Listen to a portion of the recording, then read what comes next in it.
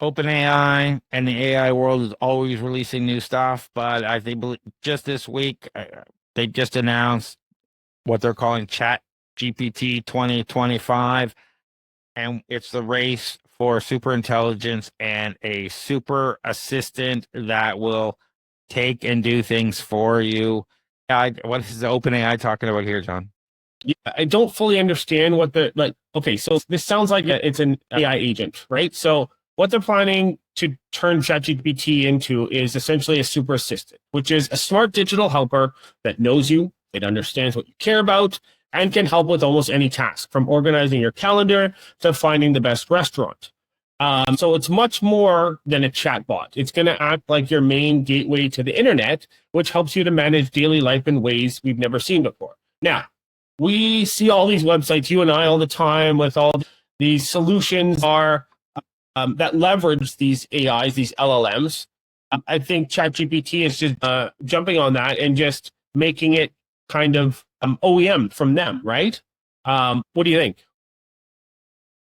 Yeah, I mean, the concept of a ChatGPT super assistant represents a fundamental shift from traditional AI tools to intelligent, proactive digital companions that seamlessly integrate into every aspect of our digital lives. This transformation embodies OpenAI's vision of creating the ultimate AI interface to the internet, a single intelligent gateway that understands context, anticipates needs, and delivers personalized solutions across all digital touchpoints.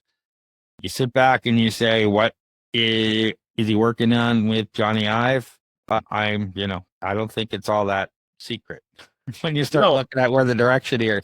So what makes Super Assistant different? So they call it the T-shaped competence, where it's an innovative approach that combines broad capabilities across multiple domains, such as meeting notes, creating presentations, managing communication, with deep expertise in specialized areas like coding and complex problem solving. The T competence model allows ChatGPT to function as both a generalist assistant for everyday tasks and a specialist tool for technical challenges. Users can seamlessly transition from asking for help with personal scheduling to requesting advanced coding solutions, all within a single cohesive interaction experience. So that's cool. Yeah. And it's got advanced reasoning models and computer use, right? So, but that's all, I guess, because you and I were in the workflow automation and, well, you're more into it than I am, but like this doesn't sound new to you or I, but to those who don't understand workflows and automation and different things like that, see, this is cool, right? So this kind of eliminates a couple workflows that you would create in, say, N8N or make.com or something like that, right? Yeah, that's the idea. Like, again, who's training these things, right? Like, if you have very simple use case, AI agents can help you. I mean, but most people I know that are building the AI agents, they say, well, if you want the most consistent, best output, it's better to build a workflow. Yeah. It says, do this, do this, do this. But if you're going to throw random stuff at it, then, build an AI agent that happens based on all these things. Great. But, for example, if you have an AI agent that responds to emails for you, it's going to respond to emails based on examples that you gave it, et cetera, et cetera. That's if you train it well. But the whole point is someone's got to train it. Someone's got to tell it what it is your company does, what are your offers, when you're available, when do you like to take your meetings. There are a lot of things for an assistant that, you just naturally think of that you don't necessarily have. How many actually emails do you have? How many calendars do you have? Like, there's a bunch of stuff here, and somebody's got to give it access and do all those things. And they're just trying to make all of that easier and easier. When you hand over the keys to the kingdom, it'll start organizing all those things for you. Ideally, it'll go into your email, read how you respond to stuff, and then, take it from there. So, well, here's the other flip side of this. The benefit to them is they get access to more data, right? Exactly. So they get access to your email, they get access to your calendar, they get access to a whole bunch of stuff that they can help to train it. Obviously, they'll allow it to train it to personalize it more to you, but they're going to use that data 100% to train their LLMs going forward. Yeah, and obviously they're going head to head with Gemini and what Meta is doing. So it'll be interesting to see. I've been using a lot more of Gemini Studio, it's great for a lot of things. Yeah. But Anthropics look like it's making some power plays, and Claude looks like it's, ramping up its MCP stuff everywhere. And other people are slow to respond to some of these things. Again, these companies all leapfrog each other. I think there's going to be a continued place for each functionality that they specialize in. I don't know if one of them will continue to survive, say, in 10 years from now. Yeah, and I'm curious because like MCP seems like a great protocol for all LLMs to use. Have you heard of these other LLMs adopting it or even talking about it at all?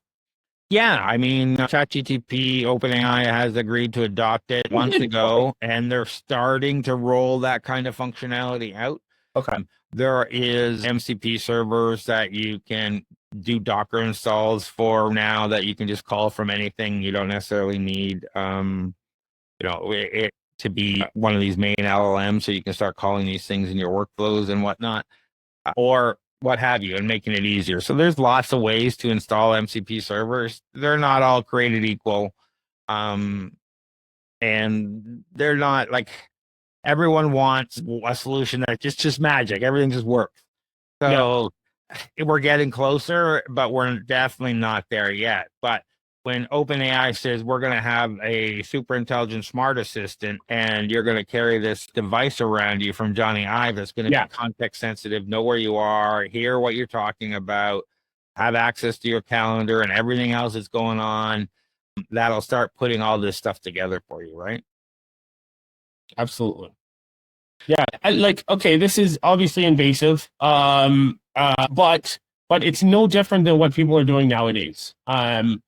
As far as like all these different platforms that are integrating, they're just all centralizing it all and making it native in ChatGPT kind of thing. So the hardware part of it, I'm still curious. Obviously, this announcement is part of that collaboration with Johnny Ive, but I'm interested to see where this goes. I think we're all definitely interested to see where this goes, and they're all racing for different levels of agents and assistants that do different things for you. And again, how much control do we want to give up? And once we figure out that AI is going to kill us all, it's just a matter of time. And you fight against it or just accept it and use AI until the end times come. Yeah.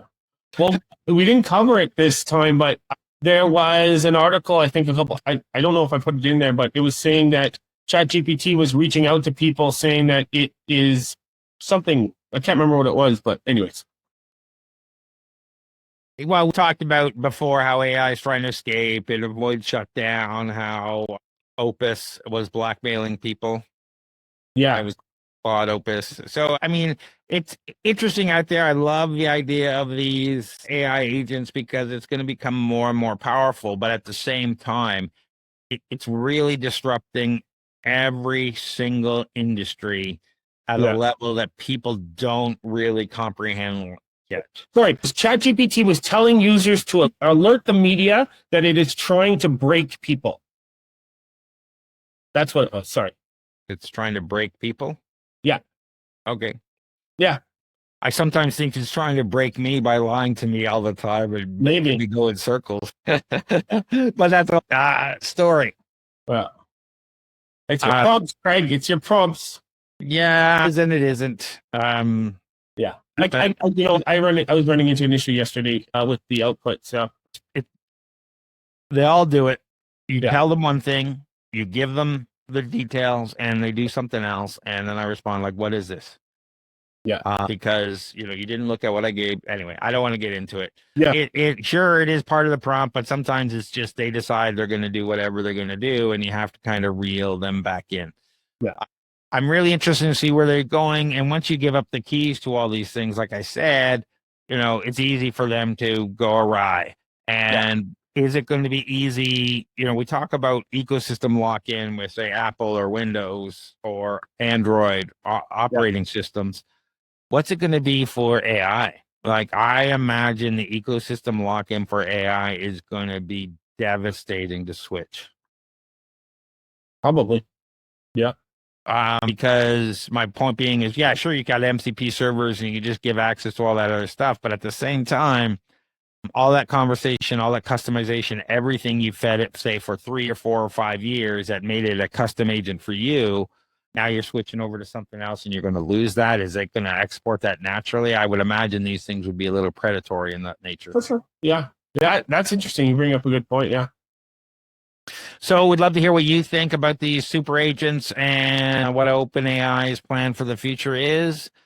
Give us your feedback. Are you looking forward to these things, or you think it's going to be the end of us all, or you think it's going to be something else? We'd love to hear from you. Tired of drowning in repetitive tasks while your competitors race ahead?